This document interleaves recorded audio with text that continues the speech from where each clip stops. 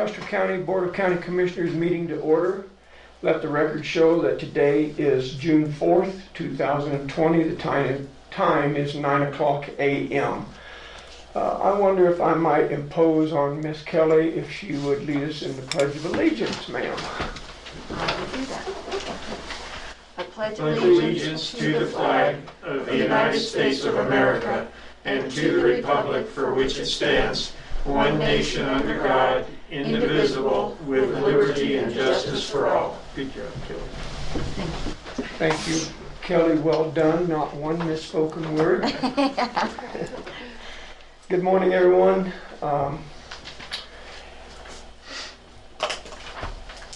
Madam Clerk of the Board, would you conduct a roll call, please? Commissioner Flower. Present. Commissioner Kanda. Here. Commissioner Prince. Here. Attorney Clint Smith. Present. And Clerk to the Board Kelly Camper present. Thank you, ma'am. Appreciate that. Audience introductions. We will start here in the Commissioner's room. I would just say that we are in a combination live meeting this morning as well as a teleconference meeting. Mr. Kanda has called in on the teleconference line. Kara Evans, BOCC Admin Assistant. Thank you. All right, we'll go to the public. If you would introduce yourselves, please, and if you can speak clearly so our clerk can record your name.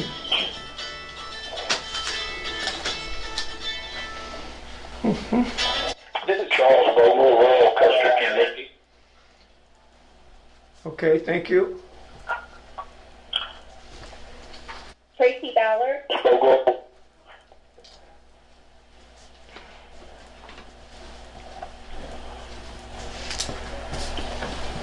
Charles Vogel.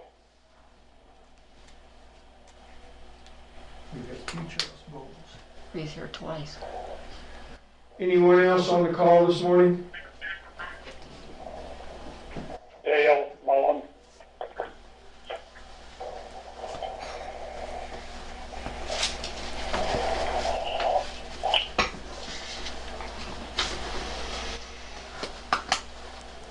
Anyone else?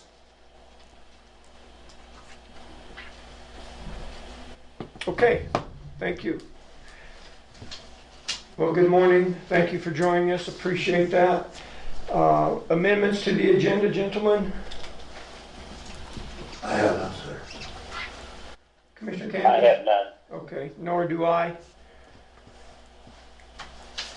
Approval of minutes? Boy, already my mic's cutting in and out. I don't believe we have any minutes to approve today. Commissioner items, Commissioner Canada, would you like to begin, sir? Sure, it's been only a few days, but been pretty busy. We all have a couple task force meetings and a policy meeting. I did miss yesterday's task force meeting, tower meeting that we had, the weekly meeting, but Dale brought me up to speed, got the document, looks pretty good. We're making progress on that. I'm sure we'll hear more about that. Saw the emails.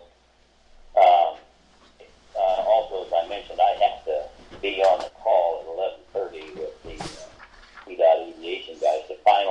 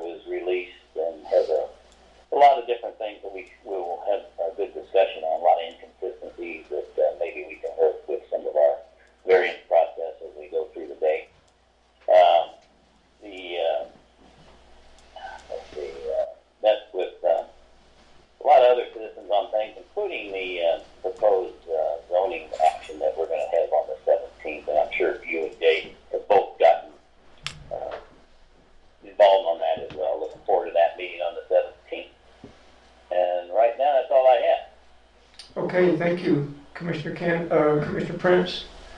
Thanks, sir. I attended multiple meetings, mostly on Zoom, a couple on just on the phone. I've dealt extensively with both sides of the zoning issue that'll be before us, I believe, on the 17th. Other than that, I've just been percolating along, doing my thing. Okay. Yeah, I've got some things I think we need to talk about this morning, in no particular order, but Mr. Bogle, Mr. Mullen has sent us some documents. I forwarded those on today. They have requested at our last SSC, Custer County, and Economic Development Committee meeting company meeting, that we at least authorize a letter to be sent out for the cellular carriers to find out if they're interested in living on the towers. So I had forwarded you that letter this morning. I would move that we authorize sending this letter because we're trying to get Project 2 started. I would defer quickly to Mr. Bogle or Mr. Mullen if you have a comment. We do have a copy of the letter. Well, it's just as a follow-up, the state gave me the contacts at the senior level of the three cellular companies, and those designated people are government to company coordination, so it's definitely appropriate that the letter would come out of the county soliciting their consideration, their invitation. Okay. And I think based on the calendar that we're doing and the fact that they're probably not working in any office, the internet, the emails are provided for each of the contacts. Okay. I had a quick question. I see in paragraph 1 of the letter that the sentence says construction of the 6 precisely placed 100-foot communication towers will offer coverage to approximately 40% of the established addresses in the county. I thought that number was 80. I did the same thing. I'll let Dale explain that. Mr. Mullen? Tom, the reason that is 40% is because the 18 mid towers that the 2 vendors have already installed in the county, they provide 40% coverage of addresses. The 6 towers provides an additional 40%, which brings us to a coverage of 80% of the addresses. That's why we're using the number 40% for the 6 towers. Okay, your numbers are based on cellular coverage, not broadband coverage. Is that correct? The numbers that are provided in that letter are based upon the study for internet coverage. Okay, thank you. Yeah, this bill, and I had the same question, but it's just semantics then, because we've always said 80% in all our discussions, Dale. Okay. So let me interject here because we're out of order. There was a motion on the floor to approve this letter. Is there a second?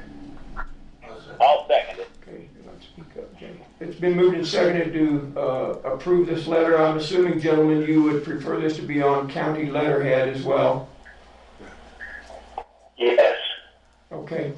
Further discussion? And as a side note, I would tell you that Mr. Bogle also provided the names and addresses of the 3 primary cellular companies in an accompanying document, so we do have the contact information to send these letters to. Further discussion? Yeah, I saw that. I think it's okay. I haven't got the other issue. Any further discussion? If not, we'll proceed to vote. All in favor of approving this letter to the cellular carriers for Custer County, say aye. Commissioner Kanda? Aye. Commissioner Prince? Aye. Commissioner Flower votes aye, motion carries.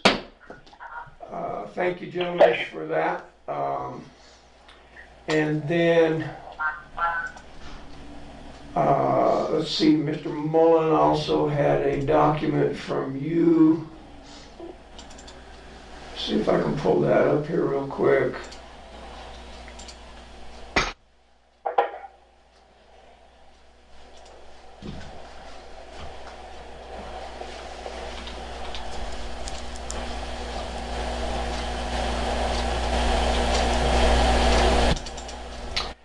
There were 3 documents included in his email, the scope of work, the professional service agreement, the PSA, and the projects, the 4 projects for the EDA required pre-application consultant. So, Mr. Mullen, your preferred action here this morning? Yes, Commissioner. The 2 of those documents, the 4 projects listed with pricing was for reference. Okay. The PSA document that had been previously approved and signed by the county and the vendor was there for reference. The document that we're requesting action on today is a motion to approve the scope of work for project number 2, which is the independent fair market value study and report on the cost to have a WISP provider live on each of the 6 towers, and it's a 1-page document, and it lists the 6 items. It lists the multiple items that the vendor must accomplish to provide that report. Yes, thank you. I appreciate that. Group's pleasure. I move we sign the document or send the document. Is there a signature on that required? I didn't. Yes. 30 for it. That's awesome. The boom truck is coming from CCOM. I'll second the motion. It's been moved and seconded to sign and provide signed copies back to Economic Development Corporation. This will be a document between the county and selected site consultants. Take care of other work. Further discussion? Okay, thank you. It is necessary for sure because we need to understand without understanding what the business case is, it would preclude going further if we don't have enough revenue to generate maintaining these towers. So we got to get it out there and understand what we've got. Agreed. Further discussion? Hearing none, we'll proceed to vote. All in favor say aye. Commissioner Kanda? Aye. Commissioner Prince? Aye. Commissioner Flower votes aye. Motion carries. We will get that document signed. Do you want electronic signature and emailed, or do you want us to print out a hard copy and I'll sign it and you can come by and pick it up, Mr. Mullen? I am awaiting the signature from the vendor coming from Overland Park, and it should come in today, and I will provide that document with the signature to you electronically, and then you can sign it and do whatever Kelly does with it, and then you can provide Charles Bogle with a final signed copy if that's okay with you. Yes, I think that will be fine. If you will send that to Kara, she can print out a hard copy, I'll sign it, and we can scan it back in. That's what I shall do. All right, thank you, sir. Anything else, gentlemen, that I've missed on your request for today? Tom, No, thank you very much. You bet. Go ahead, Tom, the only Dale. Tom, I'm going to make the assumption that with the approval of the scope of work, we're also authorized to give SSC a notice to proceed with doing Project 2. That was my understanding, yes. Yeah, Thank you. yes. Okay, gentlemen, thank you. Appreciate your hard work. I know that we're picking up speed on that. It was an interesting conversation with Evan Brooks yesterday, so looks like we are moving forward in an appropriate manner. So thank you. Appreciate it being on the call this morning. Second item I have, you bet, is I would request that we schedule a workshop, a BOCC workshop for Monday. Sorry, I'm not suggesting, I will move that we conduct a BOCC workshop Monday, June 8th at 1 p.m. for the purpose of meeting with Christy Doon and dealing with the final coronavirus relief fund program. I'll second it. I'll second it. It's been moved and seconded to schedule a BOCC workshop, June 8th, 1 p.m. Discussion. I know, Commissioner Candy, you requested a meeting as early as possible. Is that going to work for you, 1 p.m.? Yeah, barely, but it'll work. We'll make it happen. It shouldn't take too long unless you had more experience. You've been through the call already with part of it. Sounds like it's going to be quite a bit of information. Yes, and I think Christy will have a boatload of information for us and some direction for us to proceed. We've definitely got to write a collaborative agreement with the two municipalities. And then that agreement will dictate whether or not we act individually as three entities or the county will act as the main entity and represent the two municipalities. So Christy will go through a lot of that with us. I got an email this morning. Apparently Mayor Winkie will not be in attendance at that meeting. He has authorized I think she's the town manager. I'm not sure exactly of her title, but Kathy Rice will be in his stead.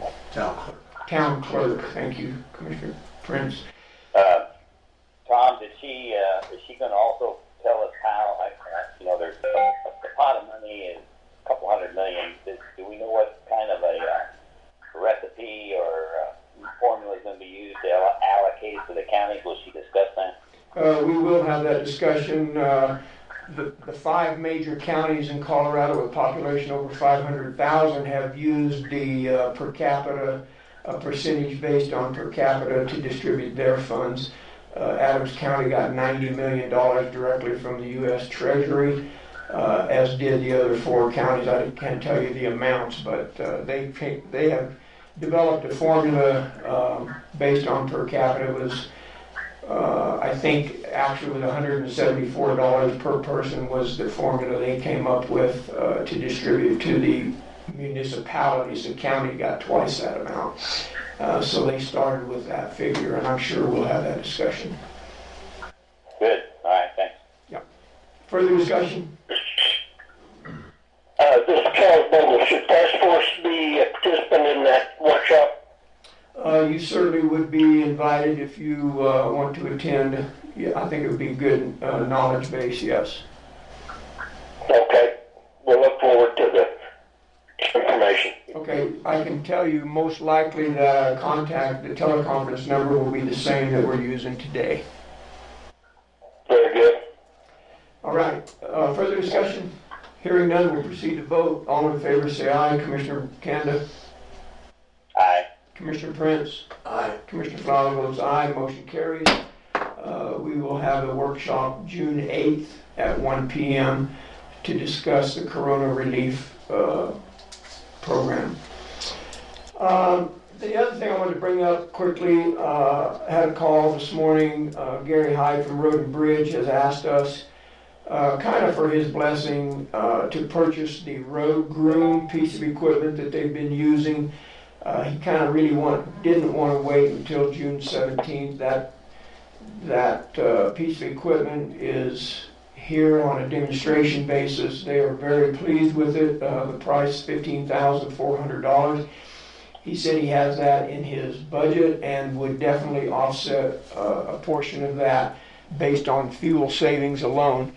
He has estimated that they can cut their fuel savings with that piece of equipment by 50% versus using a blade. So he has been on several roads with that I have also been on, and I think it does a fair job. So I'm going to recommend that the commissioners give him the go-ahead to purchase that piece of equipment. Yeah, I don't have a problem with it. I don't know that we even need to approve that, do we? No, I told him that it was more kind of an informational thing to the commissioners. he felt like he wanted to make us aware that he would like to purchase that. So I know Jay had just consented that he was fine with it. Yeah, it's quite a deal. I think it's great. Yeah. So by consent, I will call Gary after the meeting and let him know that we were fine with him purchasing that, even though it wasn't really our decision. That was a budget item within his department. So the other thing, it's on the agenda later, so I won't beat it to death, and that's the water line update. I think Mr. Beckner and I can speak to both of that. I just wanted to make mention we did get the supplies in yesterday. So hopefully we will move forward with that project in the next week or so. Other thing I wanted to throw out, we did get a letter from the West Custer County Hospital District speaking to the ambulance situation in Wetmore.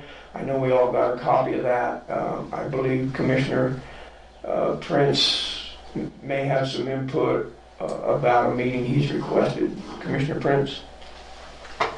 Thank you. I would just like to suggest, I know we read that letter, but I think we need to discuss the county stance. So my request is to have an executive session to discuss strategy on the June 17th, after the June 17th, or during the June 17th BOCC meeting. Would you put that in the form of a motion if you care to? I'd be happy to. I move that we have an executive session at the next BOCC meeting, which is, I believe, June 17th, to discuss strategy in dealing with the West Custer County Hospital District and the eastern portion of the county, including Whitmore. I'll second the motion. It's been moved and seconded to have an executive session June 17th. As the last item on our agenda, discussion. Does it meet the executive session criteria? Is the only thing that I can think of. I think it does. Yes, it does. Further discussion? Hearing none, we'll proceed to vote. All in favor of holding an executive session on June 17th, say aye. Commissioner Kanda? Aye. Commissioner Prince? Aye. Commissioner Flower votes aye. Motion carries. We will schedule an executive session on June 17th. I would ask the clerk to the board to probably just label that as discussion of strategy concerning ambulance service for East Custer County.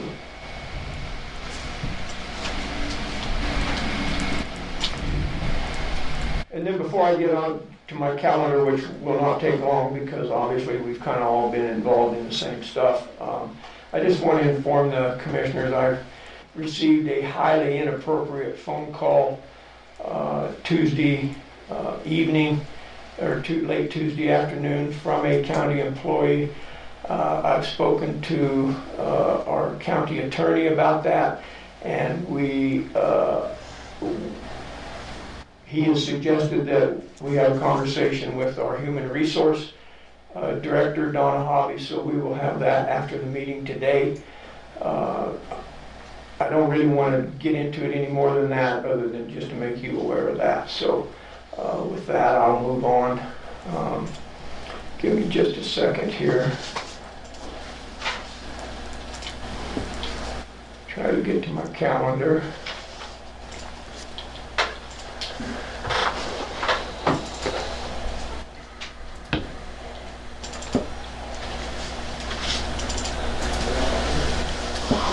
I guess really the only thing that's probably out of the ordinary was my attendance to that CCI sponsored coronavirus relief fund meeting that we just spoke about. Very informative, very complex. When you're dealing with the U.S. Treasury Department, they had decided that they would distribute those funds to the 5 large counties and then earmarked $275 million for the other 59 counties in Colorado. 10% of that amount was immediately put into a reserve account. I'll check my notes.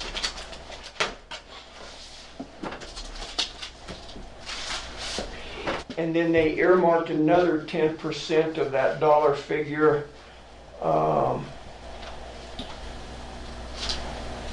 go directly to special districts. So the 59 counties really were left with 80% of that $275 million, although the 10% in reserve was to be used as needed when it was appropriate. So really, I think 90% of that money would be eventually available to the 59 counties, and so they're actually still working on the process of how that's all going to be distributed and requested. So it'll be interesting to visit with Christy Doon about that on Monday. So, and then just, of course, I attended the update on the site selection consultants meeting that we spoke of earlier, policy group meetings. And then I also had a face-to-face meeting on June 2nd with Joseph Hurley. He is their senior sales representative from ROI Energy, and I met with him here in the commissioner room, and that's on the agenda later, so we'll speak to that when we get there. So with that, that concludes my report. Anything else, gentlemen, before we move on? Commissioner Prince? I have nothing, sir. Commissioner Camden? No. All right, we'll move on. Thank you, gentlemen. Upper Ark Water Report, I have nothing. Nothing from me either. Okay. Attorney items? Do I need a microphone? Yes.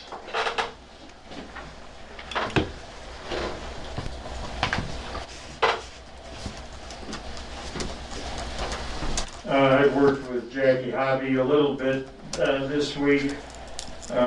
One concerns the zoning violation in the woods of Buck Mountain, the HOA. She's been working with them, with the property owner. I think that's all under control now. The Planning Commission had a meeting on Monday, and I listened in during that meeting where they did take action on one request for a special use permit, and that'll be coming before the Board of County Commissioners on June 17 for your vote on whether or not to approve that SUP. She said that there was a person who was very opposed to it, but he's not an adjacent property owner, and she wanted to know if he, I think her term was whether he had a dog in this fight, and I said anybody who wanted to address the commissioners on it, would have a right to, whether they're adjacent property owners or not. She was going to recommend to that person that he put his opposition in writing and send it to all of you, so you may be getting a letter from that person. The other thing is, I was just sitting here looking, we just got an email from Sheriff Byerly. I don't know if any of you had a chance to look at it, but he's pretty concerned about some proposed legislation that could have devastating financial effects on the county. It's kind of an immediate reaction to what's been going on for the last 10 days or so, involving the unfortunate incident. I guess that's even understating it, what happened in Minneapolis, that's triggered riots and protests all over the country. But the legislature is proposing something that would impose a lot of new things on the sheriff's department without providing any funding for it, as far as I can see. And perhaps you might want to get the sheriff over here, maybe at least during public comment, to talk about this a little bit more today if you have time. And that's all I have for attorney items. All right, thank you, sir. Yeah, I'm looking at the bill itself introduced by Senator Herod. I would ask maybe if Kara could reach out to the sheriff and ask if he wants to join us. I think we would have room in here if he wanted to personally come over, but he certainly is welcome to call on the teleconference number as well. Thank you for that report, sir. You're welcome.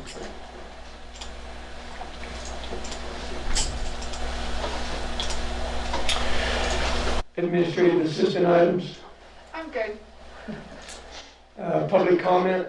Anything the public would like to discuss with the commissioners that is not on the agenda, now would be the appropriate time to do so.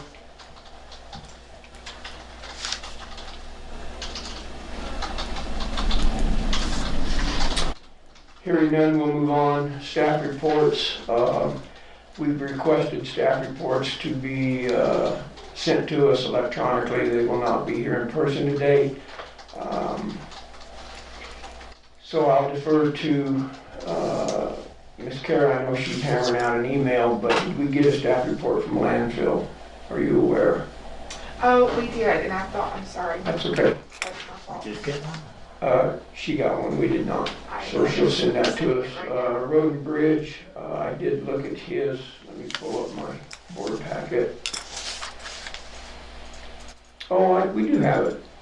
I was gonna say, I thought Yeah. You landfill did was have it? in there. Yeah, I can send it dated again if you have it. 6/2/2020.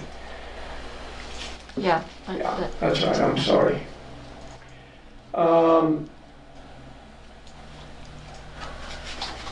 So, I'm assuming, commissioners, that you have a copy of that, but he talked about a scraper that he has on reservation.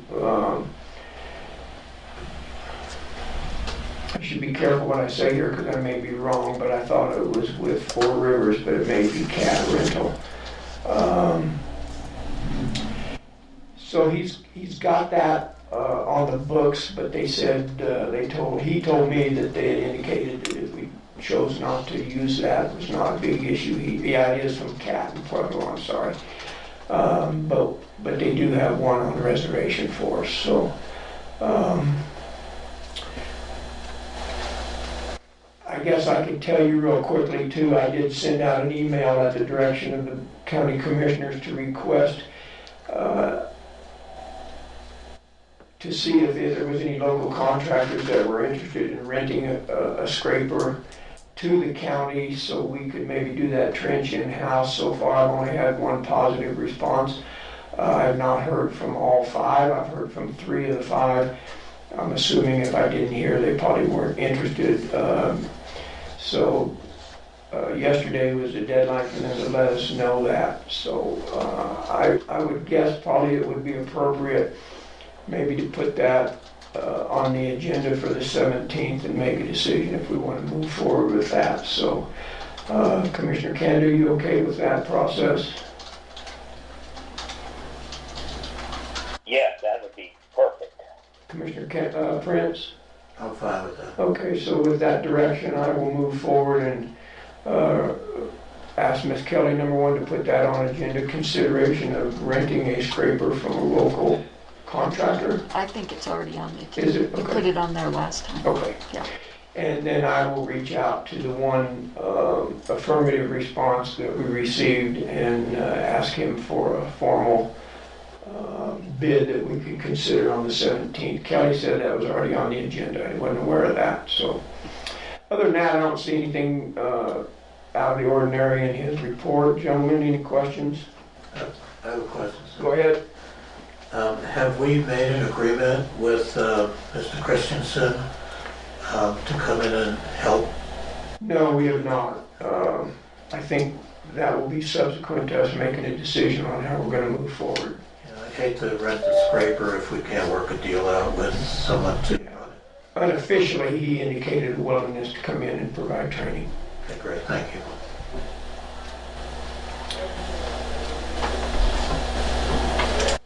Further questions on the landfill? Okay, we'll move on. Road and Bridge supplied us with a fuel report as well as his activity report. I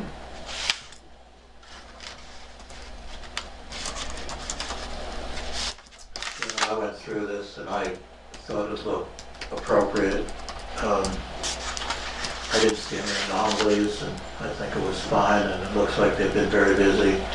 I've got quite a few compliments on the roads that were treated with the road-based material. I don't want to call it mag chloride because I recognize it's not actually mag chloride, it's a derivative thereof. But I've got a lot of compliments on how that is working, so I just want to pass that on, but the report itself looked good to me. Good. Okay, yeah. I think the only thing he wanted to talk about specifically was the road groom, and obviously we have already discussed that. So, Commissioner Canada, anything on road and bridge? No, I think we're fine. I think what we've talked about already. Okay. DHS, is that What time would you like Shannon to come over?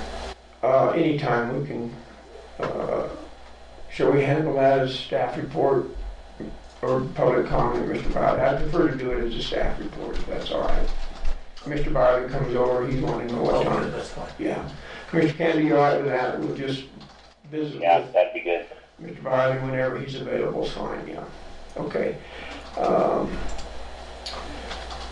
DHS report, Human Services, she sent her document. As usual, I've read through those. Again, nothing jumped off the paper at me. If you have any questions, we can certainly ask her any questions you might have. I didn't see anything out of the ordinary.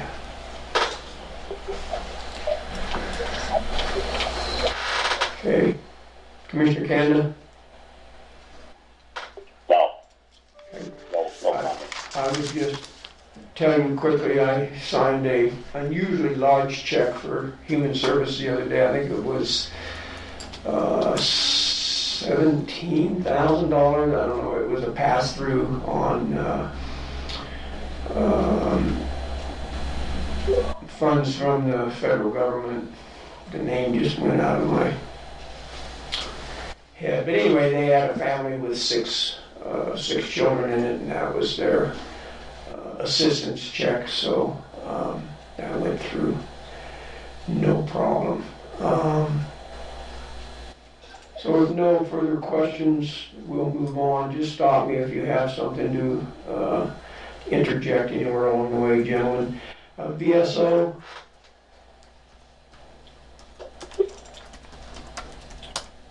Do we have a hard copy of this? So we can sign it? Yes. Oh, a hard copy. No. Can you make a So copy? we make a copy for us, because if we approve it, I know he'll want a signature on that. Commissioner Prince, you had a question? Actually, I had a comment. I was going to say he was very busy. He's not here to give his report, but comparing this with the last few months, which of course are anomalies because the whole world was kind of crazy the last few months, but one thing that has been solid is our VSO representative, John, taking care of our veterans during this time, and I think he's done a great job, and I'll go ahead and I'll move that we approve the VSO report for May 2020. I'll second the motion. Been moved and seconded to approve the VSO report for May 2020. Other discussion? I would just point out, I thought it was interesting, I had 15 home visits and 82 food assistant contacts. So yeah, they've definitely been busy over there, that's for sure. So, any further discussion? Hearing none, we'll proceed to vote. All in favor, say aye. Commissioner Kanda? Aye. Commissioner Prince? Aye. Commissioner Flower votes aye. Motion carries. Report has been approved. I will sign the hard copy. Is that the signed one? Yes. Thank you. John's already signed, yes.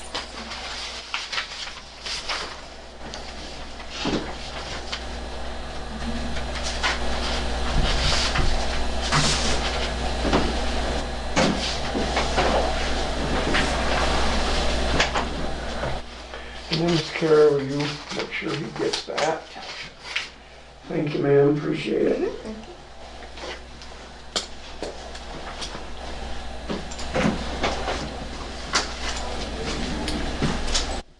Airport.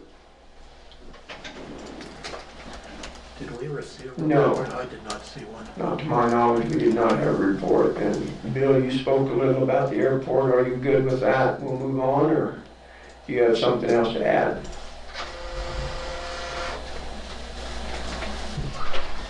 Commissioner Canada, do you want to add anything on the airport? Yes, I do, but I'm sorry, I had a cutout here.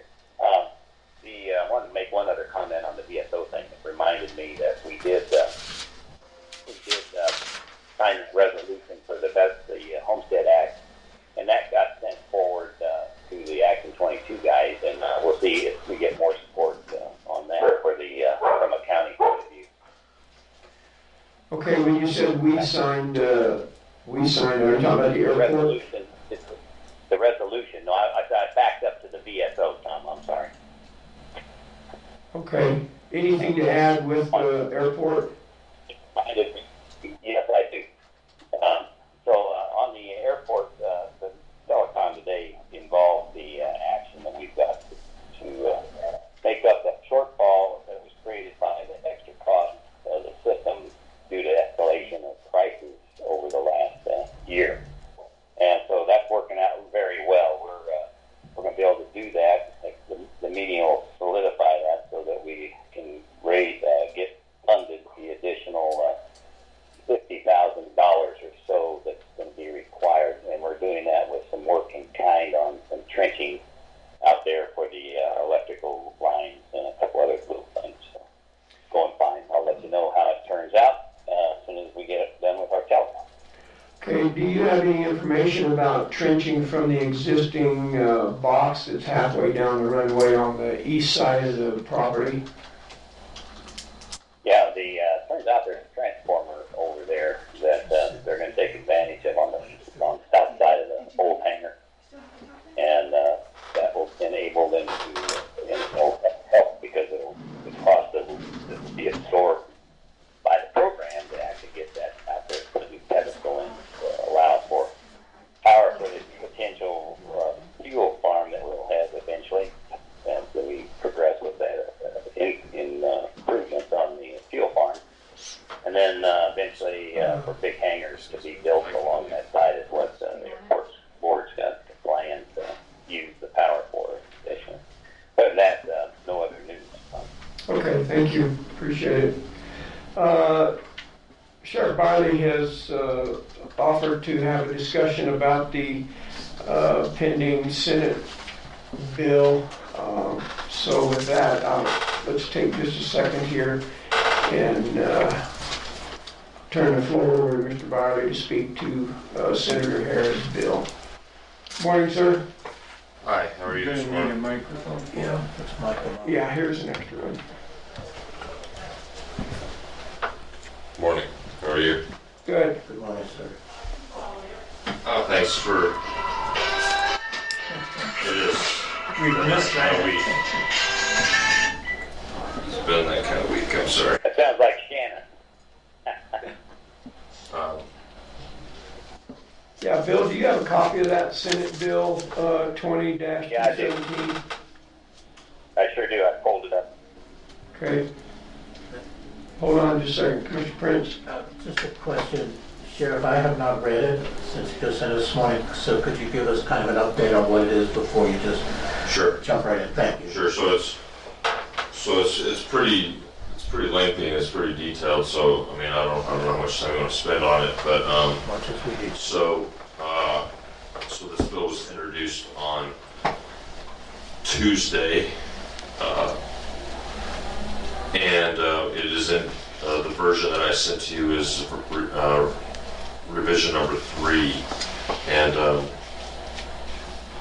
the bill was originally introduced by Senator Harris.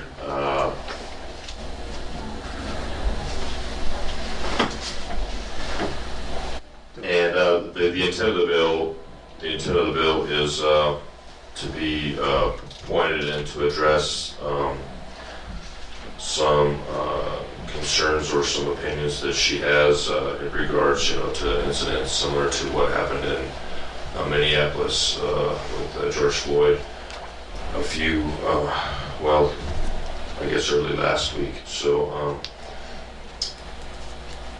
the bill is highly concerning because first and foremost, typically when the legislature is trying to draft legislation and trying to put bills in place and laws in place, there's an effort to bring all the stakeholders together so that you can get different opinions, different thoughts.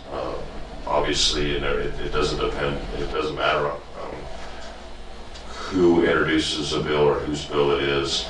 No matter what side of the aisle, all the politicians politics aside, right? You need opinions from all the different sides, all the different partners that are going to be affected by it, so that you draft good legislation, so that then laws can be applied and they can be effective in the way that they're intended.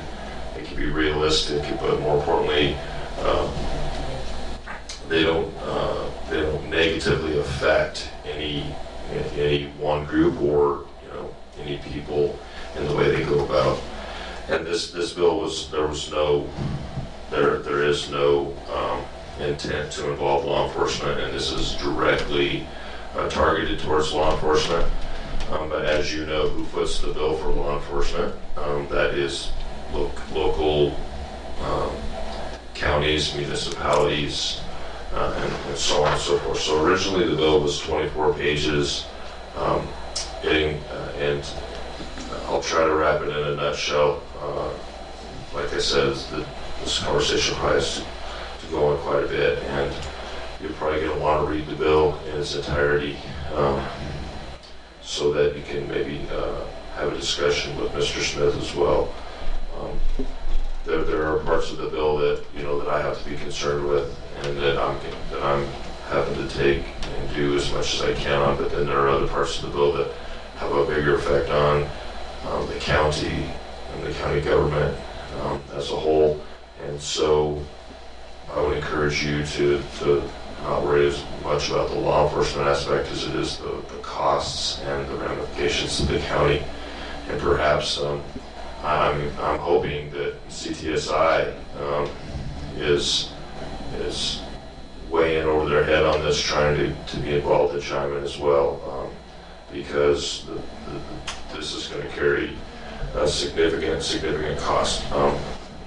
Originally, this bill proposed that the AG's office start an entirely new criminal investigations unit to investigate police officers whenever there's an assumption or an accusation of impropriety against someone's civil rights. Not that they're convicted, not that there's any evidence or anything, but that someone reports that an officer has violated someone's rights without any cause. So there was that. There's a requirement that all law enforcement personnel across the board have body cameras, and that if you are ever in contact with the public, you have to be recording. Like right now, if this bill passes, you are all being recorded. Any conversation I have with you at any level, at any time, would always be recorded. I couldn't go talk to the Boy Scouts about bike safety without recording that. It all has to be stored. It has to be available to the public within 14 days. Also, so as the bill's written, if one of my investigators interviews an 8-year-old little girl for a sex assault within 14 days, that body camera footage has to be released to the public in violation of the law. That's against the law. That victim is protected, but this bill will require that we have to release this body cam footage. Those types of, it's just appalling that they would even purport or suggest that we would do that. Innocent citizens, victims, suspects. If I interview a suspect that's not charged yet, but it's just a suspect, within 14 days I have to release that body cam footage to the public. So how is an individual that is a suspect, how do they get a fair trial? Maybe they're not guilty, but it just violates the protections of both victims and suspects across the board. So it's really troublesome, concerning. Where this comes down to, what really affects the county, though. So body cameras are inherently expensive. So as you know, in 2015, we started a body camera program. All of our patrol deputies had body cameras. Well, those cameras were a lower end, they weren't as good quality. We had a lot of problems with them a lot. So we just recently purchased a new body camera system with some grant money through Black and Gray Marijuana. For 12 cameras, the cost is $58,000. 12. This bill will require now that not only do all of my patrol folks have to have body cameras, all my jail staff have to have body cameras, my admin man, anyone that comes in contact with the public, so basically that's everybody in my office has to have a body camera. So you're looking at basically doubling that cost, so it's going to be about another $50,000 that we're going to have to spend by July 1st of this year. Right, so in less than a month, we're going to have to outfit that. But then, in addition to that, it's the storage capacity. That's where the true cost of body cameras come into. And then additionally, I'm not sure we have the internet service, basically muscle to handle an additional, 10 cameras. So that's concerning to me. Where are we going to come with the money to fund that, to make that effective? Additionally, one of the big concerns that's in this bill as well is it eliminates immunity for police officers for acting within what they believe is the code of the law. As you know, let's say, for example, the media.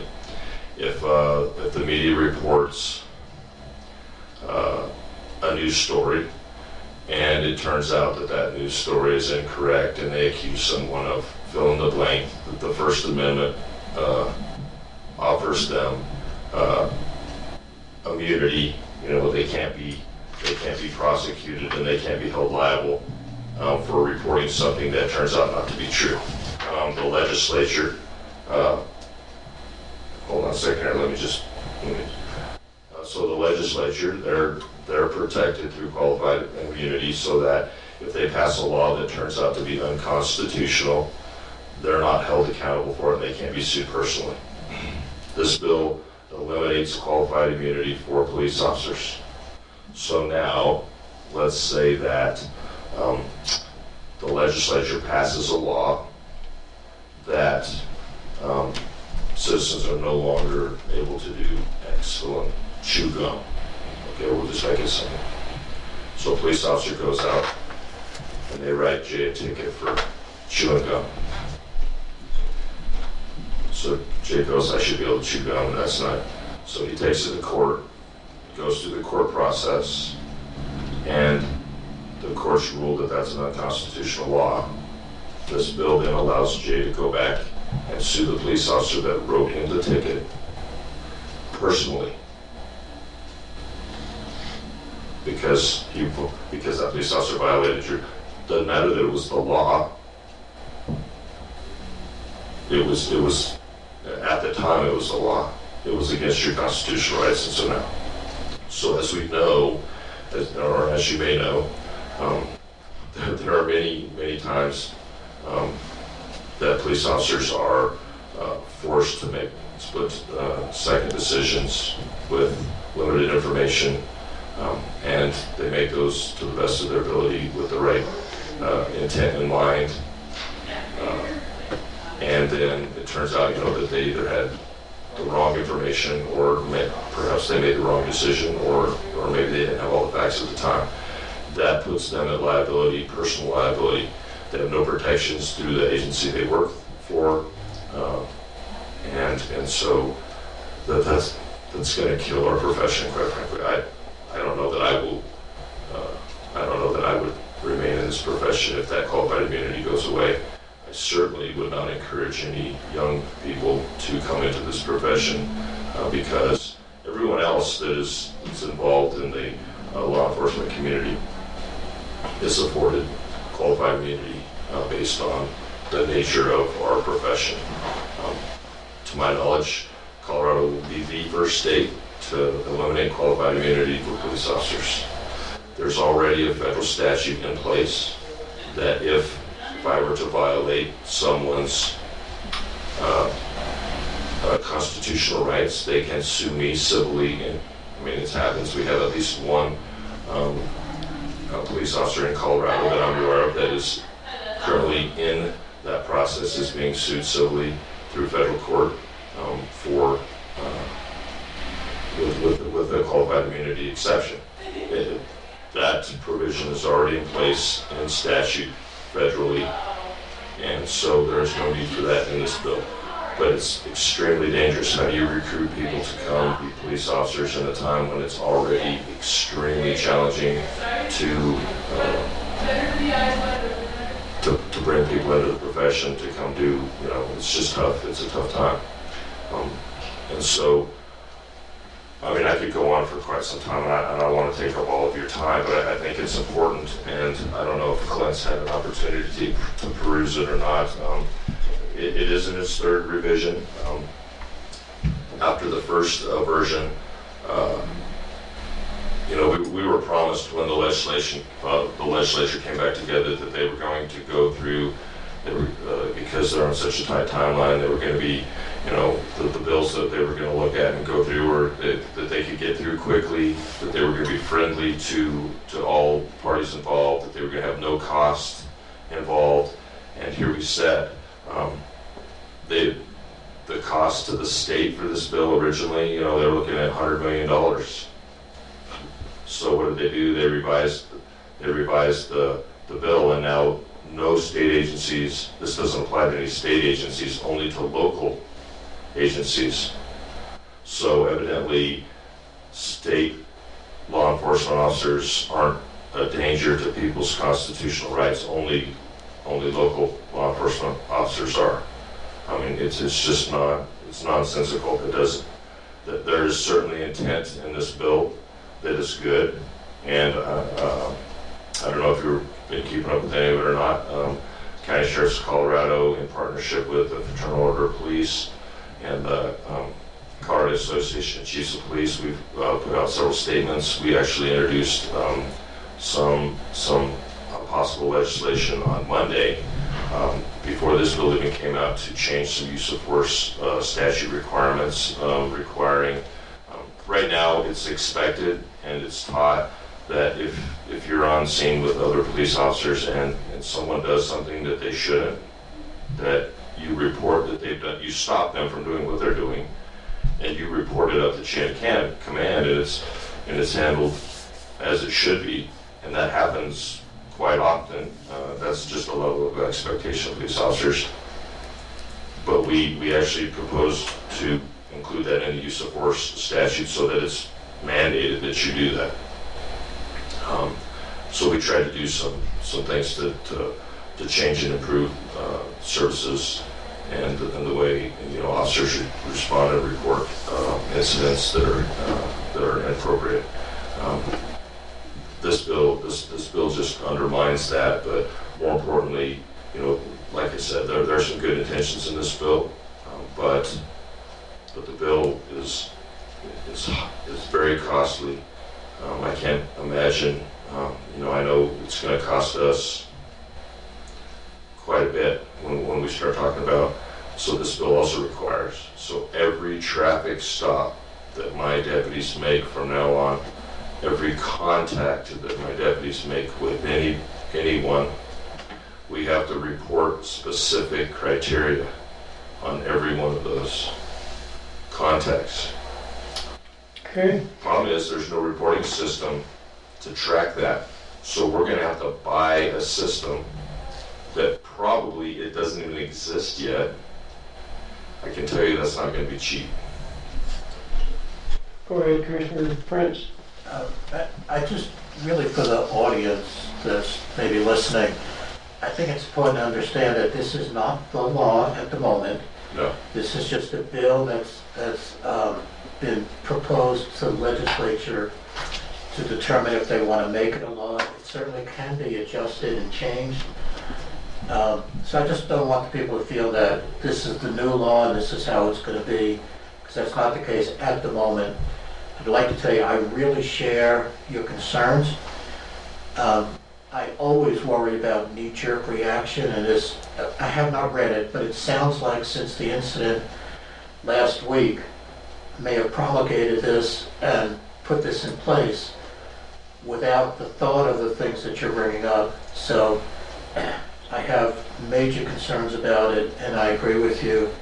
But I just want the audience to understand that this is not the law at the moment. It's just a proposed bill which potentially could become a law, and it could be changed quite a bit between now and the time it is enacted. Well, we're encouraging, and so we have some sheriffs and chiefs there at the state capitol as I speak, trying to negotiate and work through and trying to do some damage control, quite honestly. But we're reaching out to the governor's office, and what we're trying to do is we're trying to say, look, so this is way too fast. So let's have a special legislative session to talk specifically about this bill, and let's let all the partners that are affected come together, and let's draft legislation that's going to be effective and reasonable for everyone. And we're hoping that happens. But the reality is that they sent us this revision last night, and every Democrat, senator, and representative in the legislature has signed on to it already, which is I've never heard of that before.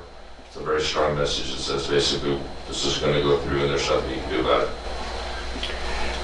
That doesn't mean that's going to happen, but it might. So that's why I sent you this message. Saying, listen, we need to reach out. We need to be talking to anyone and everyone that will listen about our concerns. Would you be interested in drafting those concerns in a letter on behalf of the commissioners that we could forward to our state elected representatives? I'd certainly be willing to help with that, Tom. But like I said, there's two approaches to it. One is from the law enforcement side, and the things that I cited, plus there's additional stuff. And then from a governmental side, I think it's about the cost and about is this really going to serve our citizens? And so, I can help with that.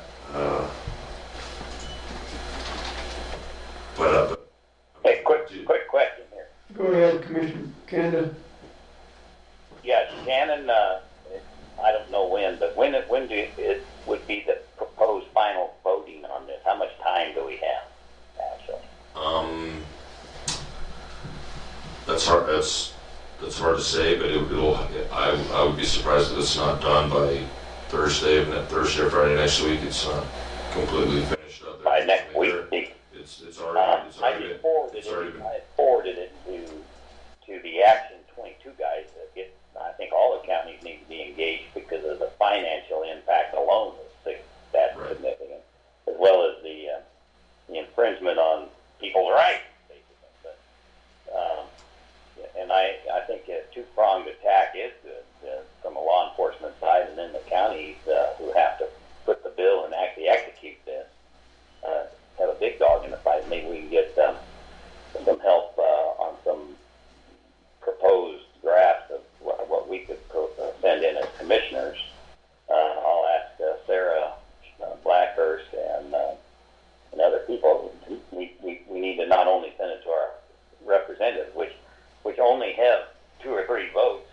They're overwhelmed in the legislative area, but we've got a lot of counties that can come online, rural counties especially, that could help send in letters. Okay, I'd like to bring this to a close. I would ask Sheriff Byer if he's interested to draft up some kind of a document that we could look at as commissioners. I think you're more in tune to address the issues at least presented to the county and obviously to your law enforcement agencies. So thank you for coming in, sir. Appreciate it. And thanks for sending that to us. We will digest it in due course. Okay, thank you. Thank you, Shannon. All right, we will move on. Give me just a second. So Office of Emergency Management did not have a staff report. However, she did provide us with her timesheet. She has recorded 213 hours from May 1st through May 29th. So I would move that we approve her timesheet as reported. 213. I'll second it. Been moved and seconded to approve the timesheet for Office of Emergency Management. Further discussion? Hearing none, we'll proceed to vote. All in favor say aye. Commissioner Kanda? Aye. Commissioner Prince? Aye. Commissioner Flower votes aye. Motion carries. Timesheet has been approved. I will sign that.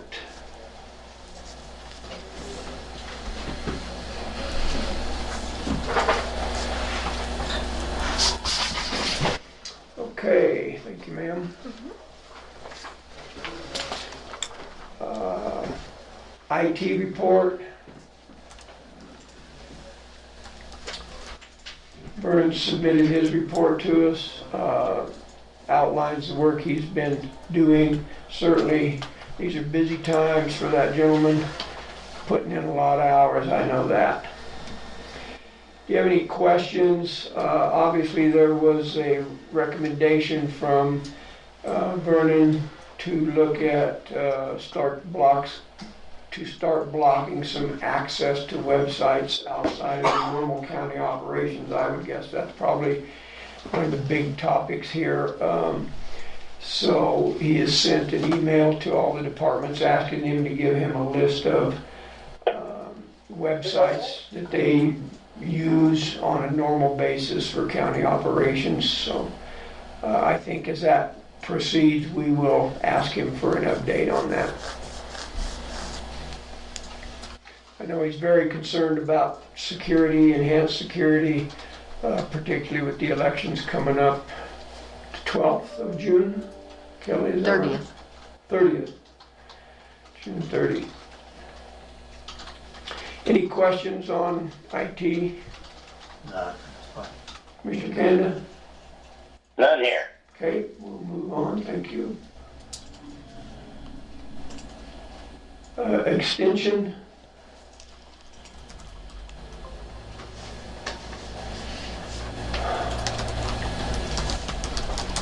I don't think I received an extension report. There was one in the package. There was? Yeah. Maybe it's, Yeah, it's in the packet. I'll send it to you again. I can go back. I thought maybe I didn't get it renamed. I renamed all of them. Okay. In the one I sent, it should be under CSU extension report. I just sent it to you. Thank you, appreciate it. Did you get the letter from the hospital district, their response to our letter? Oh, I did not receive that. Okay, because I didn't get a copy either. Did you get it? I'll have them send it to you.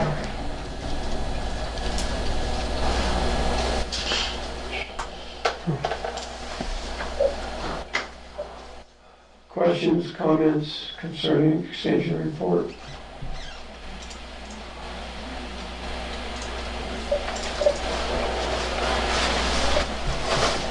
Commissioner Kanda? No, it looks good. She had was a short, concise report.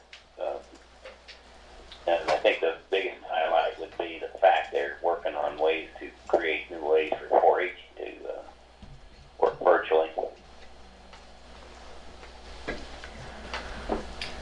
Okay. Commissioner Prince, you have anything? No, I think it's a good report.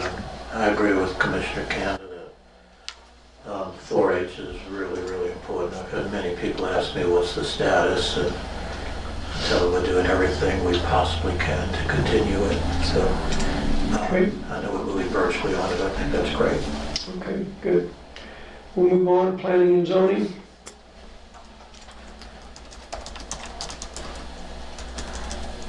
I know they did have a planning and zoning meeting that council spoke to earlier. That's on the agenda. I think they're going to give a recommendation to us on the 17th concerning 2 special use permit requests. Actually, it's just one. The other one was in the first presentation stage. That's true. So there's going to be one that they voted on. Okay.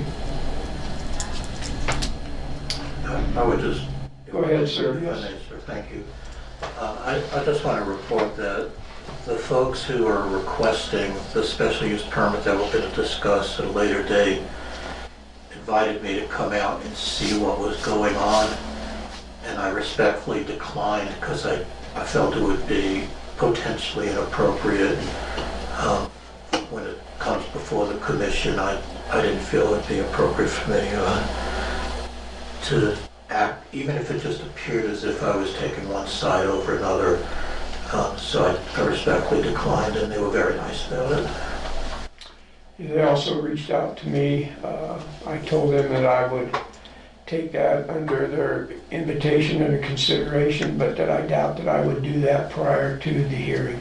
So I didn't want to compromise the planning and zoning's process, as you indicated. So. Thank you. They also talked, I think they sent a visa letter, from what I understood, from both sides. I got a letter from opposition as well as for. And so I talked to Jackie a little bit about it. It looked to her, she thought that it's not a bad idea to take a look at what they're talking about, just physically. It makes it a little more so that we can understand what's being discussed from her point of view, but that's all that I know. Okay. Anything else, planning and zoning? Okay, we'll move on. Human resource finance.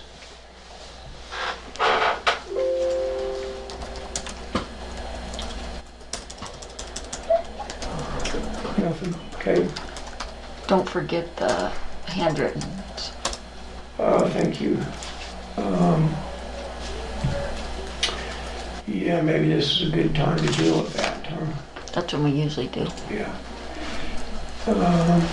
So, Ms. Donna provided us with a copy document documenting the handwritten checks. Trying to pull that up as we speak here.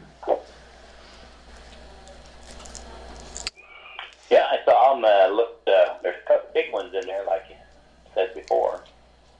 Looks good report. Yeah, I don't know why I can't pull it up for some reason, so give me just a second.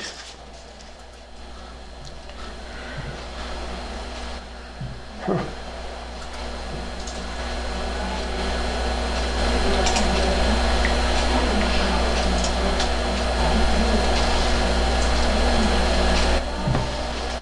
Do you have a copy of it, Commissioner Prince? I did a minute ago, and here it is. I got it now, yes. Email? Yeah, it was on,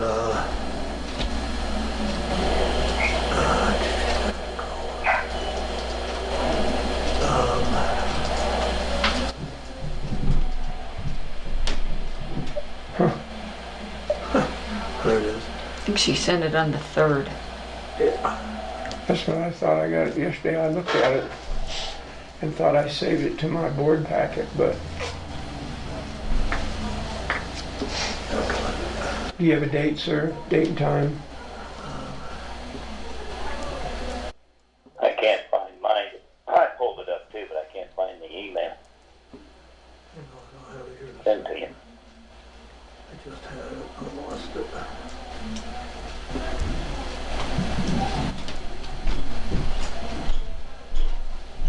I don't know what's going on in my computers. I'm wondering, because I can't pull it up on mine either, Yeah, and it's an I don't know. Excel spreadsheet, and I wonder if you don't have that on your laptop. Can you pull it? Did you get it? I received it and I opened it and looked at it. On this computer? Yes. So you should be able to open it. We do have Excel. You think it was on the 3rd? Yeah, Okay, let me see. looks like around 11:30. 9:55 on the 3rd. So, I don't know where I filed it, but I couldn't find it. 40,926. I had to do a search on the email. I just typed in Donna and it came up as the first document, so. Yeah, so the handwrittens were a total of $40,926.72. I would move that we approve the handwrittens as provided. The moved and seconded to approve the handwritten checks in the document as provided. Further discussion. There was a late payment in there for a sheriff's vehicle. That was the only thing that really stood out to me. That would kind of be out of the ordinary, so. 40,926. 72. 72. Further discussion? Hearing none, we'll proceed to vote. All in favor, say aye. Commissioner Kanda. Aye. Commissioner Prince. Aye. Commissioner Flower votes aye. Motion carries. Those have been approved. And I apologize for the hold up there in getting that document located. I have no idea what happened, but I'm re-saving it into the board packet for today. Bill just said. I resent it to both you and Jake, but you probably don't need it now. No, got it, but thank you. I got it, Bill, thank you. Yeah, we did receive it, thank you. But I haven't received yours. Okay, next on the agenda is the treasurer's report.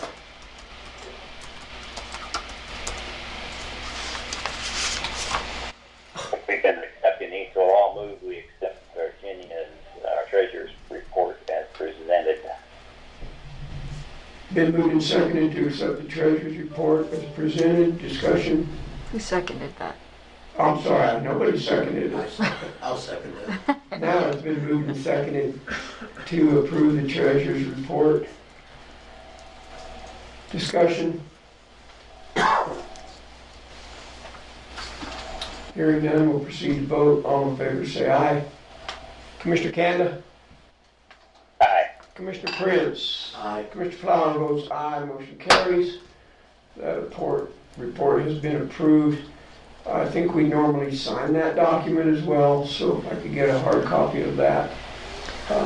Yeah, and she did. Is the one on there signed? No. She usually brings me a signed copy, Okay. so I'll. She's been gone this week, so. Yeah, all right. One I have She is has signed to sign. from It is? Virginia. Virginia, is that right? Yes. Mhm. Okay. I'll print that out right now.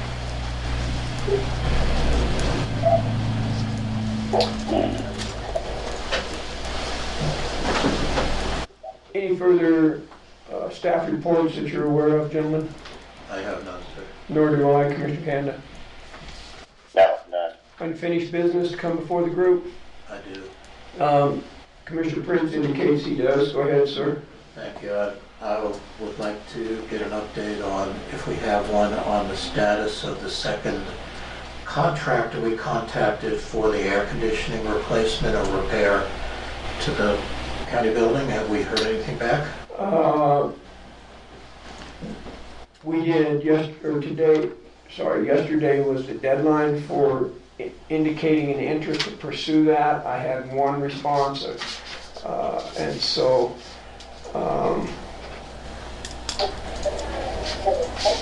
Well, if I remember correctly, we were going to give a deadline to the second person because we didn't do that the first time. right. And I was just wondering if you read the status on that. That was what we agreed to do, so I sent an email again and have not heard back, so. Okay. Has that deadline expired? Yes, and so the email indicated that yesterday was a deadline to submit at least an indication of the interest, and then they had until the 16th to actually provide a bid packet for us. So we have one, we have not received another, so if you want to wait until the 16th, but the deadline was yesterday to submit an interest in submitting a bid on that, so Uh, we're probably okay to wait till the 17th to take action. Yeah, that's fine, taking action on the 17th. I'm just a little concerned that if we had a deadline, I think we need to adhere to the deadline, not just for this particular, but for any time we have an issue like this. I think we shouldn't really waver from, we give a cutoff date, you don't respond by that date, you're too late to join the party. And that's just my opinion. Okay. I'm pulling up the email that I had sent. Hopefully I'm pulling it up.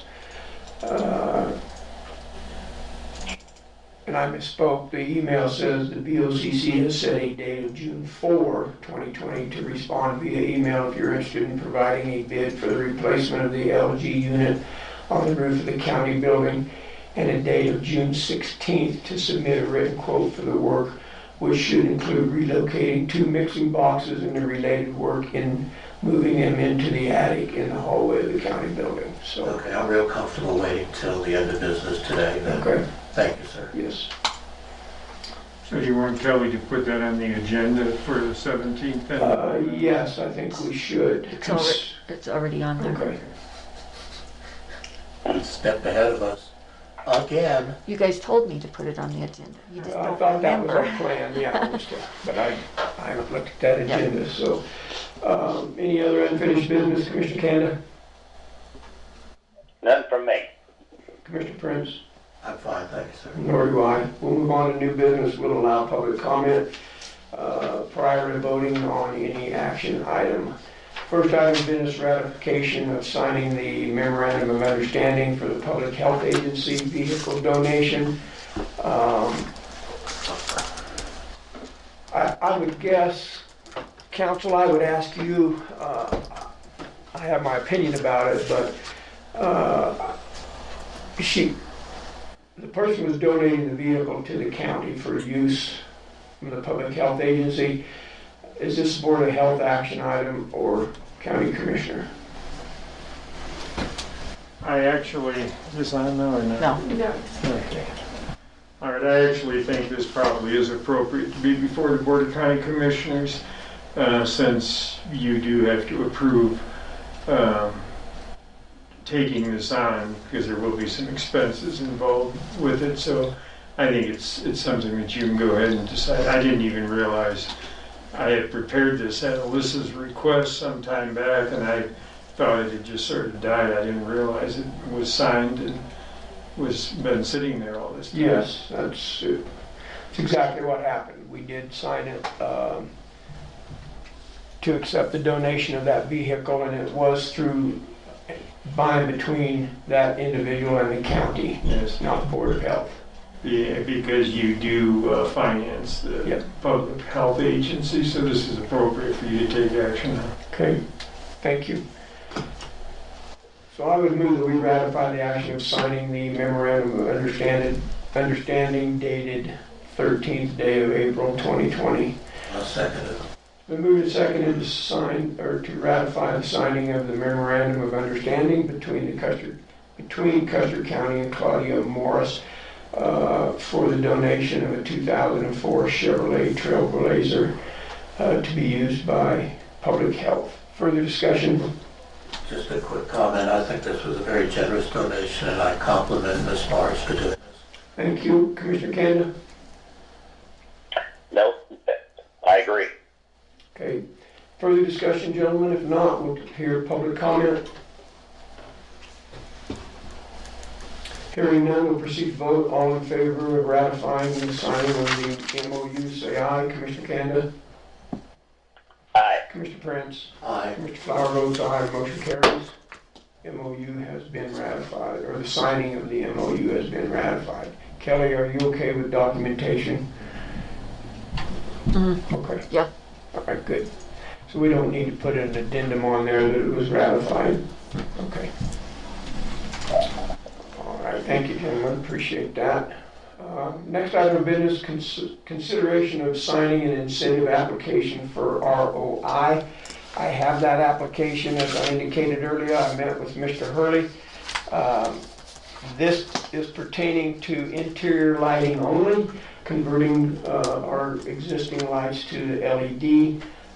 Kind of an interesting project. When he sat down and explained it to me, I know you haven't had the luxury of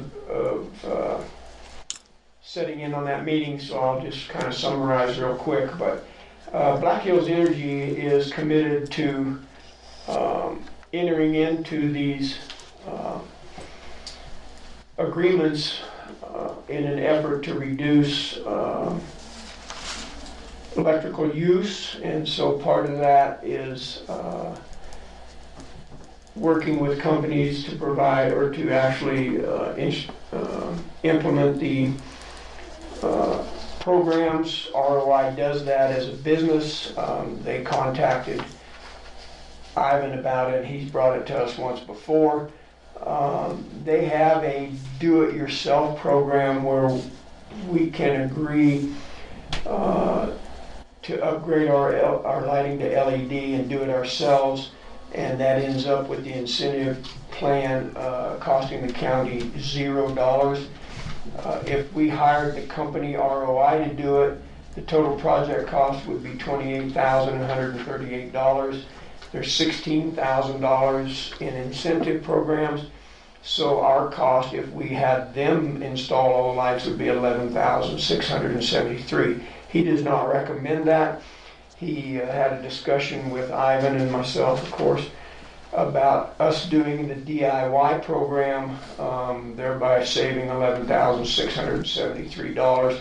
So it would be zero cost to the county, with an annual savings of just on our electric bill of $9,484. And that information came from Black Hills Energy. Commissioner.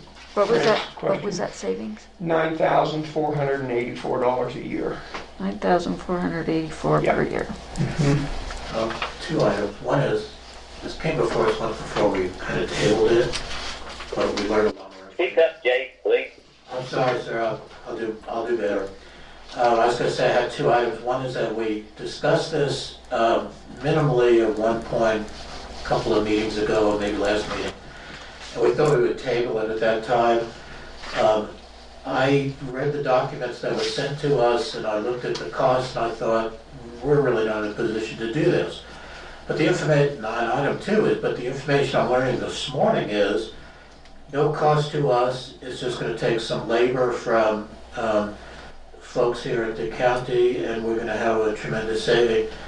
I think the legal term for this is it's a no-brainer, so I would recommend we move forward. Okay. I know that was a fairly brief overview on my part. I did speak with Ivan at some length, and he indicated probably it would take a couple of weeks, not working on it every hour that he works here for those 2 weeks. They give us 45 days to implement this with the possibility of an extension if there's some extenuating circumstances. He felt comfortable. He's done this exact same project over at the clinic. Took him a week. Most of those were plug and play bulbs. Here we're going to have to replace some fixtures, but they provide all the fixtures. They ship the entire package to us at no cost. Obviously, their company's going to gain this $11,000 or $16,000 incentive program. I mean, that's obviously part of their business approach. So, but I thought it was important to us that, number one, the annual savings. Number two, there's no cost to the county whatsoever. It's not a reimbursement thing. We would never disburse any funds towards this project other than the labor to install this. And Mr. Hurley and Ivan both felt like that those replacements could happen within house. But also, he said, Mr. Hurley indicated if you get into a situation you need some advice and direction, you may have to hire a local electrician if you get into something that he didn't feel comfortable with.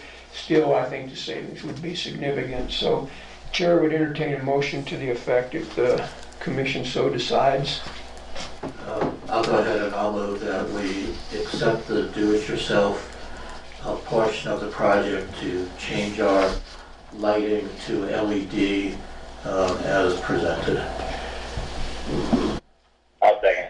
Been moved and seconded to move forward with the LED Black Hills Energy ROI efforts. I say Black Hills because we have an incentive application that we do need to sign, and it goes to Black Hills, and then they move on to ROI to provide the equipment. So as a friendly amendment, I would suggest that the signing of the incentive application is included in that. You're all right with that, sir? I accept that. Thank you. Commissioner Kanda, you okay? Yep, that's good. We move seconded then to move forward. Further discussion? Just a quick clarification. Black Hills Energy is the company that we pay the electric bill to, right? Correct. And ROI Energy is a separate operating company? That is correct. Engaged? Okay. And Yeah. there's no other competition for ROI. That's a deal they're working with Black Hills, right? Exactly, yeah, they're repping Black Hills on this incentive program. The incentive program comes from Black Hills. Right. And, yeah, I think he sent us all a letter, at least I got one from him, wanting to talk to us. And did they, I think, separately. I think it's a great deal. Good thing. Okay, further discussion, gentlemen? Public comment? Hearing none, we'll proceed to vote. All in favor of signing the incentive application of Black Hills Energy and working with ROI for the LED lighting upgrade, say aye. Commissioner Kanda? Aye. Commissioner Prince? Aye. Commissioner Flower votes aye. Motion carries. I will sign that and ask Miss Kara to send this on to Mr. Hurley, and he will forward it with the packet to And can you make me a copy? Black Hills Energy. Mr. Chair, Yes, sir, go ahead. I recognize getting towards the end of the agenda, but I request a 3-minute recess. Yeah, Chair would entertain that. I know we've got some folks on the phone that are on the agenda, so folks, if you would just bear with us, let's make this no longer than a 3-minute recess. We stand in recess. The meeting will come back to order. Thank you on the phone for your patience, appreciate that. Next item of business on the agenda is the Wet Mountain Valley Saddle Club discussion for the water line and funding. So I know Mr. Beckner is on the line. I don't know if Saddle Club President Mr. Coons is in attendance today, but I would defer and turn the floor over to Mr. Beckner. Well, thank you. Thank you for having me. Now, Mr. Coons is actually horseback riding with his wife and some other folks with the club today, so they're out and about, so I get the pleasure of talking to you all. So thank you again. You bet. Please speak up a little bit, Mr. Beckman. Yeah, if you can speak up just a little bit, Ron, I would appreciate that. Thank you, sir. All right. Let me do this. How's that? Is that any Yeah, better? much better, thank you. Thank you. You bet. You bet. Thank you again, Tom, for getting that material ordered. I know that we've got it in, and what I'm hoping to do at this point is set a time schedule. I first and foremost wanted to ask, did we get a agreement or something where we've got that excavator available to do this work? Yeah, the excavator's on reservation between June, let me look at my calendar real quick.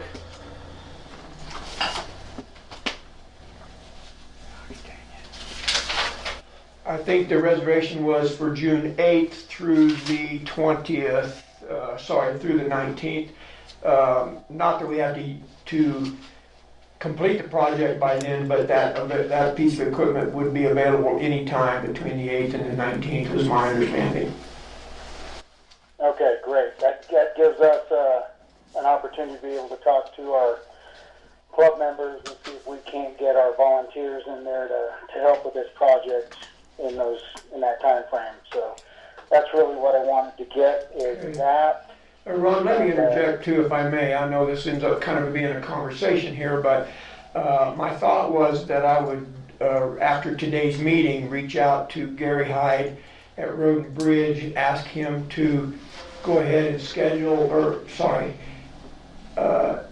ask him to attend a meeting between all the parties, meaning the town of West Cliff, Saddle Club, BOCC, and Round Mountain Water. So I think that would be our next step, is to reconvene that group that has met previously, and then just get lined up and make sure that we all agree on the start date for that project. Does that make sense? Oh, it makes total sense. I'm glad you brought it up because that was my next. You're reading my mind. We're following right in line here because we've got to make sure everybody's on the same play page and we can all move forward, if you will. Yeah, certainly the two main players here, other than us providing some volunteer labor, we have got to make sure we're on the same calendar with Round Mountain Water and the town of West Cliff. Very good, very good. So I'll set that up. I'll send an email out and we'll pick a date here within the next week, try to get everybody together. Ron, does that work for you? Yep, that works great for me. Okay. And that's pretty much it, gentlemen. I just wanted to revisit on that. Thank you again for getting things ordered and having them here. And I think at this point we can move forward with this project. I'm excited about it. So thank you again.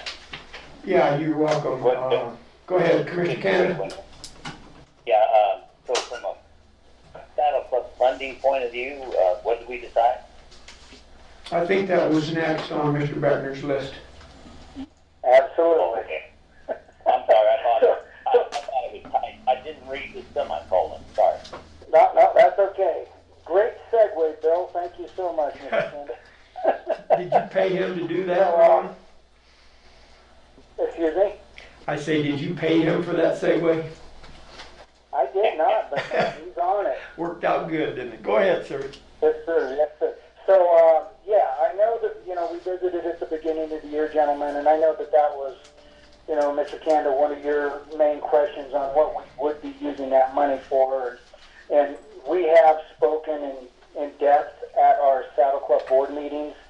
And, as you guys know, we're working towards this rodeo, but we all understand that there's a, possibility that this thing may not even take place.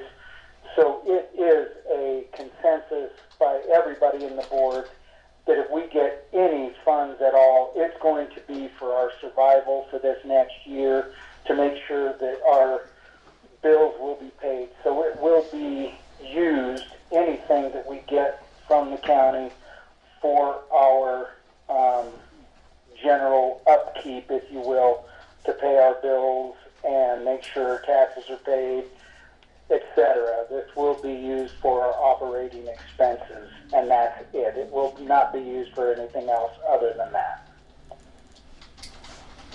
Commissioner Prince has a question or comment. Go ahead, sir. I have a question, Ron. The county, through the medical board, has received money to give out grants to businesses. Did the Saddle Club apply for any money from the grants that we've received or from the federal government to help subsidize your expenses?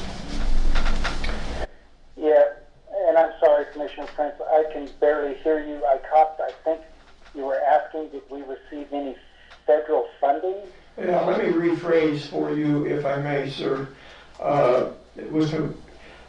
Commissioner Prince was asking if you had applied to or been in contact with public health, not the medical board, but the public health agency, as an organization to request funding for assistance during the coronavirus.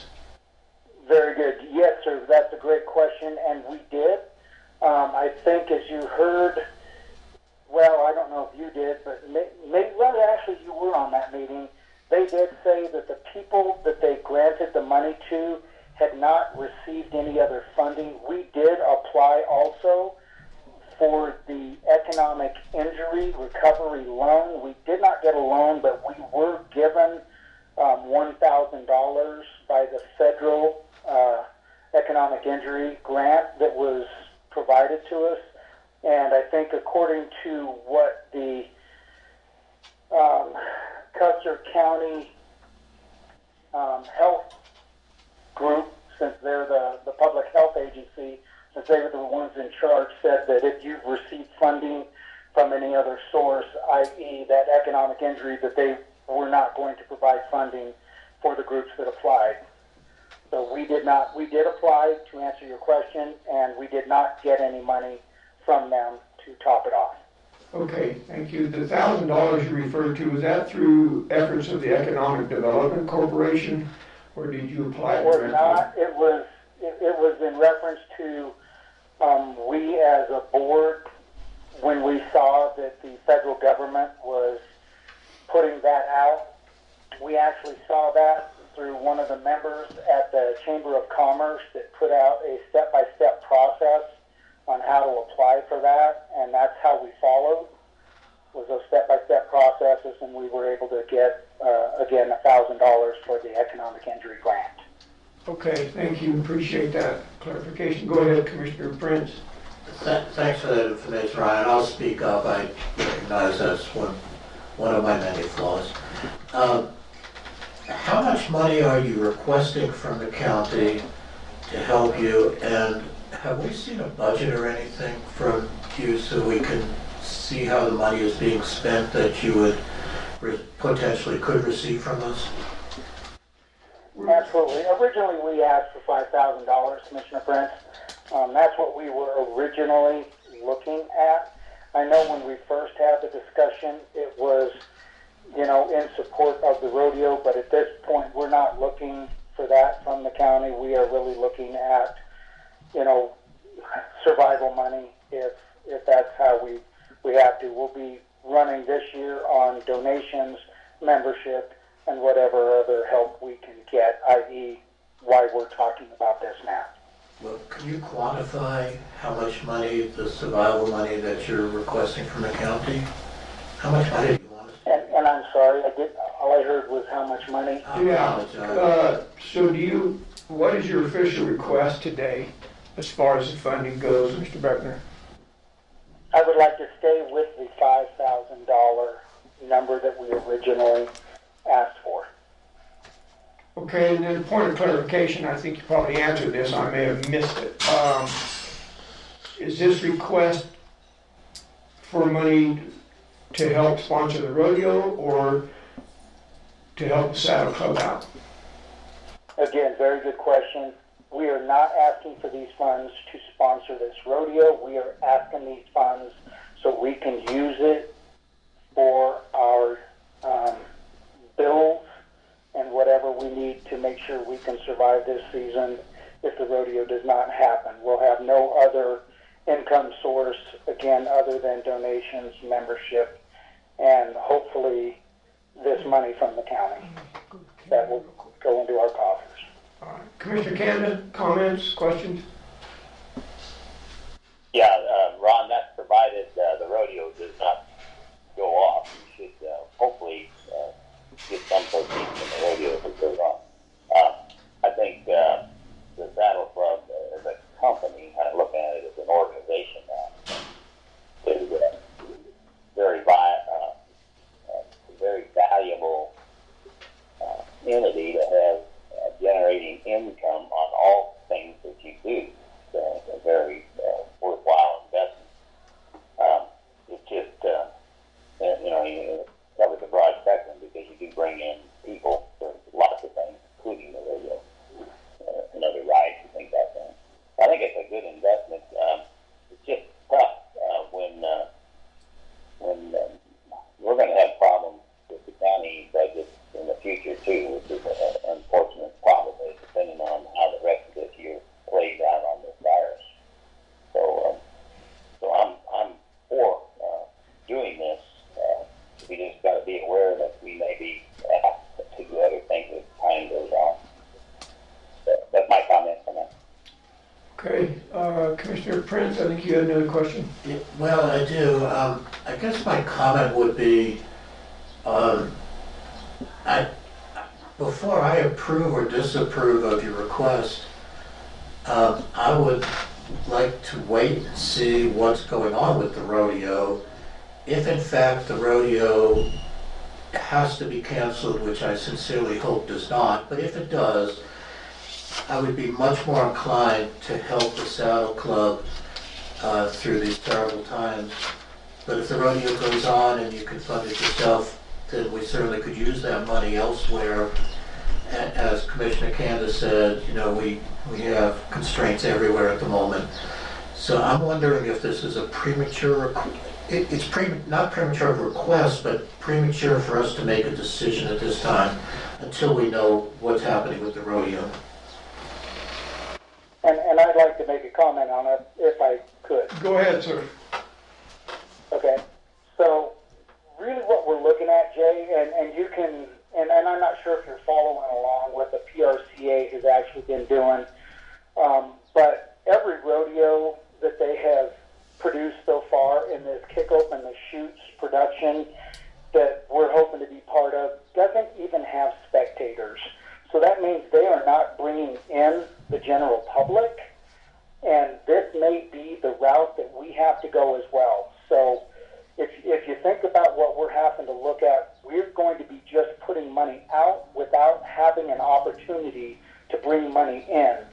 So in my mind, it's not going to be if the rodeo goes off or not. It's going to be if we're going to be allowed to have a paying audience or not.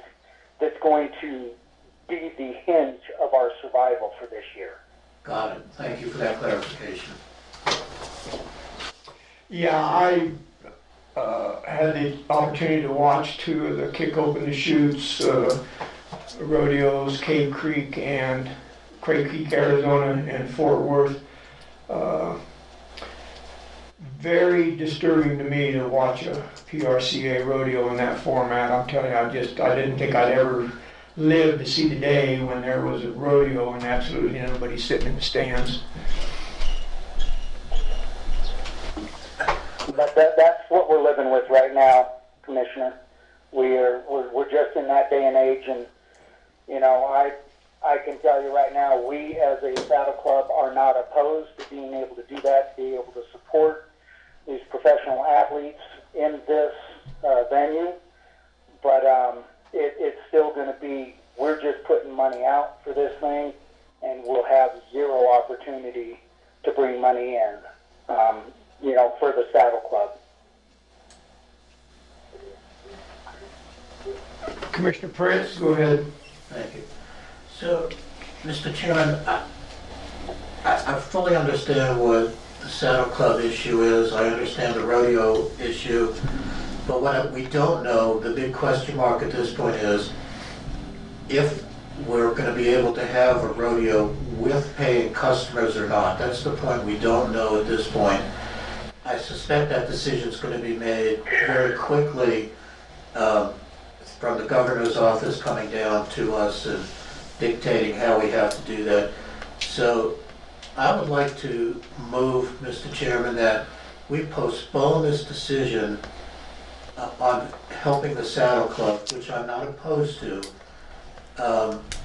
until we know if the rodeo can take place with paying spectators. That's my motion. It's kind of convoluted, but that's what I do. I'll second the motion. It's been moved and seconded to postpone the item of business concerning the Saddle Club funding until determination has been made whether or not the rodeo will occur. Discussion? With paying customers. With paying customers, I'm sorry. With paying spectators, yes. Discussion, gentlemen? I will make a comment, and then we can. Okay, can you speak up, sir? Can you hear me okay? Yeah, we can now, thank you. Okay. Yeah, I think I fully understand that, and I think that's a good idea to postpone it. I just want to make sure everybody understands that it's a worthwhile investment for the future, and if the investment occurs with paying customers on a rodeo that occurs, that's great for everybody concerned. And so that's why I think it's a good idea to wait. But in the event it doesn't happen, of a lot of the businesses that we need to support, this would be a high value target to fund because of the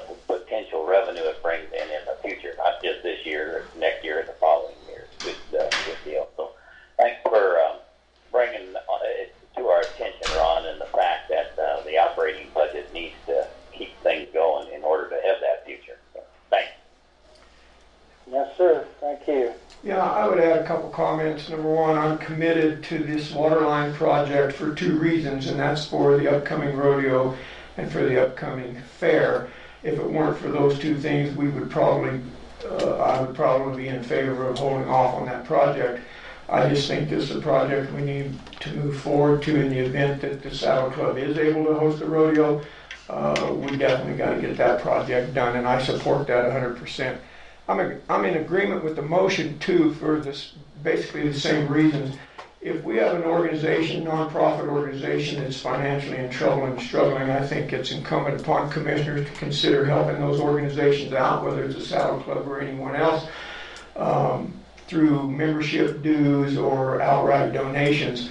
I would not object to giving serious consideration to helping the Saddle Club financially if that's what you need, if you're not able to have a rodeo and have paid spectators in the grandstands. So further discussion, gentlemen, public comment.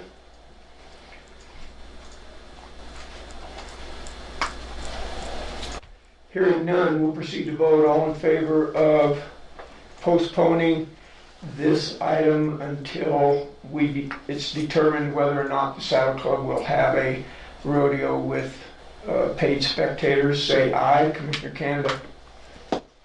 Aye. Commissioner Prince? Aye. Commissioner Flower votes aye. Motion carries. This item has been postponed. Mr. Beckner, if you would reach out to the commission again once that determination has been made, be more than glad to put you on the agenda. Very good. All right, thank you. Hold on just a second, Ron. We have a couple questions. Go ahead. It's really not a question, just a comment. I just wanted to reiterate what Bill said is 100% correct. I think we all recognize how important the rodeo and the Saddle Club is to this community. And our action today is not saying we don't want to help you, it's just we're a little premature in determining whether we should spend those funds at this point. So I hope you don't take this as a negative. We're just trying to be fiscally responsible. Thank you. No, and thank you for that comment. And no, it's not taken that way at all. You guys have a fiscal responsibility to this community as we do for, the community and the Saddle Club as well. So this is not, I'm not taking it, and I know the board of directors is not taking it as a shine on either. I know that this is probably the most prudent thing that you guys can do at this time. We're living in an unfortunate time, and I just appreciate the audience, so thank you. You're welcome. Appreciate that. Thanks for your time. I know you've been on the phone a long time. We appreciate your patience. Thank you. Yes, sir. Any additional items of business? I have none, sir. Commissioner Canada? Negative. Nor do I. We will close up our meeting with public comment. Anyone is welcome to address the board.